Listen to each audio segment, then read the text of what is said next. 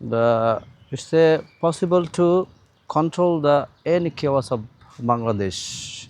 Right people stay the right chair, so they control the year of the Bangladesh now. Basically, commerce advisor and chairperson of BIDA, Ashiq Chowdhury, ভোক্তা অধিকারের সে জব্বর হোসেনের কথা বলতেই হয়।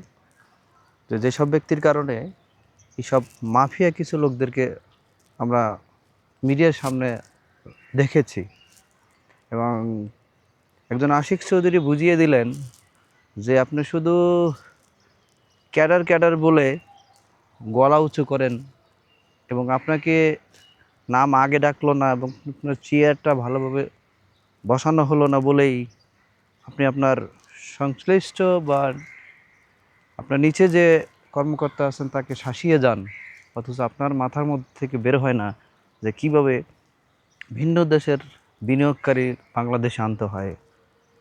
You have no able to control the foreign people. See Ashik Chaudhary.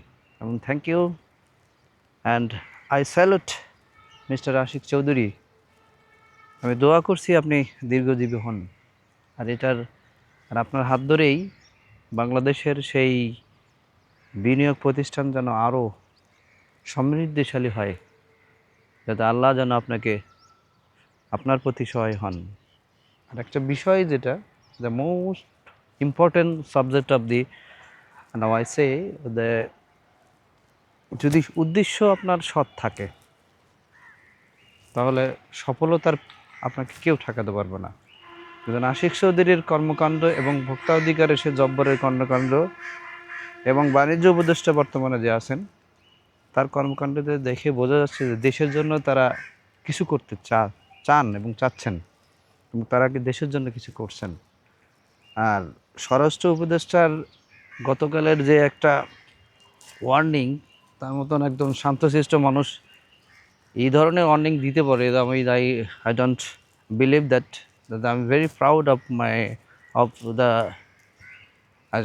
এই স্বরাষ্ট্র উপদেষ্টা নিয়ে আসলে গর্বিত এখন হওয়ার যে উনি শান্তশিষ্ট মানুষ, কিন্তু কিভাবে একটা ওয়ার্নিং দিলেন রিফায়ার করে দেবে, কিন্তু এগুলোই দরকার।